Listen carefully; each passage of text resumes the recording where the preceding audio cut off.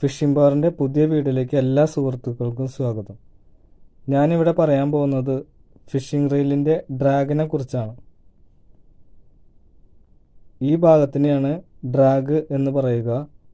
നമ്മൾ ഫിഷിംഗ് ചെയ്യുന്ന സമയത്ത് ഡ്രാഗ് സെറ്റ് ചെയ്ത് വെക്കേണ്ട കാര്യം അതിപ്രധാനപ്പെട്ടതാണ്.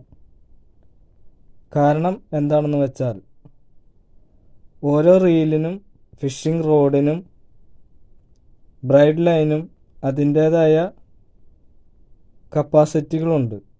റീലിൻ്റെ കപ്പാസിറ്റിക്കും മേലെയുള്ള മീൻ വരെ നമുക്ക് ഈ റീലിൽ നമുക്ക് പിടിച്ച് കയറ്റാൻ പറ്റും. അത് എങ്ങനെയാണെന്ന് വെച്ച് കഴിഞ്ഞാൽ ഈ ഡ്രാഗ് സെറ്റിങ്ങിലൂടെയാണ് നമുക്കതിന് സാധിക്കുക.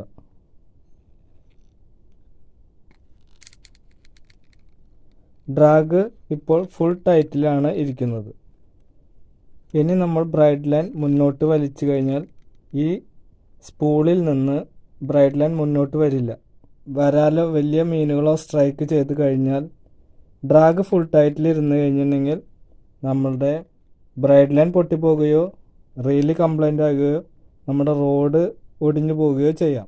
അപ്പോൾ നമ്മുടെ റീലിനും റോഡിനും ബ്രൈഡ് ലൈനൊന്നും കംപ്ലൈൻറ്റ് വരാത്ത രീതിയിൽ വലിയ മീനെ നമ്മൾ പിടിച്ച് കയറ്റാൻ വേണ്ടി ഉള്ള ഒരു ഐഡിയ ആണ് ഈ ഡ്രാഗ് സെറ്റിങ്. ഈ ഡ്രാഗ് ഇടത്തോട്ട് അല്പം ലൂസ് ചെയ്യുക. എന്നിട്ട് നമ്മൾ ബ്രൈഡ് ലൈൻ മുന്നോട്ട് വലിക്കുക. അപ്പോൾ നമ്മുടെ ബ്രൈഡ് ലൈൻ അഴിഞ്ഞു വരുന്നത് കാണാം. ഇതിനെയാണ് ഡ്രാഗ് സെറ്റിംഗ് എന്ന് പറയുന്നത്. ഇങ്ങനെ സെറ്റ് ചെയ്ത് വെച്ചതിന് ശേഷം മാത്രമേ നമ്മൾ ഫിഷിങ് സ്റ്റാർട്ട് ചെയ്യാൻ പാടുള്ളൂ. അങ്ങനെ ചെയ്തു കഴിഞ്ഞാൽ നമ്മുടെ റോഡിനും റീലിനും ഒരു കംപ്ലൈൻറ്റും വരില്ല. നമുക്ക് പരമാവധി വലിയ മീനുകളെ പിടിച്ച് കയറ്റാൻ പറ്റും. അപ്പോൾ തുടക്കക്കാരായ എല്ലാ ചൂണ്ടക്കാരും ഈ ഡ്രാഗ് സെറ്റിങ് മനസ്സിലാക്കി ഫിഷിങ് ചെയ്യുക.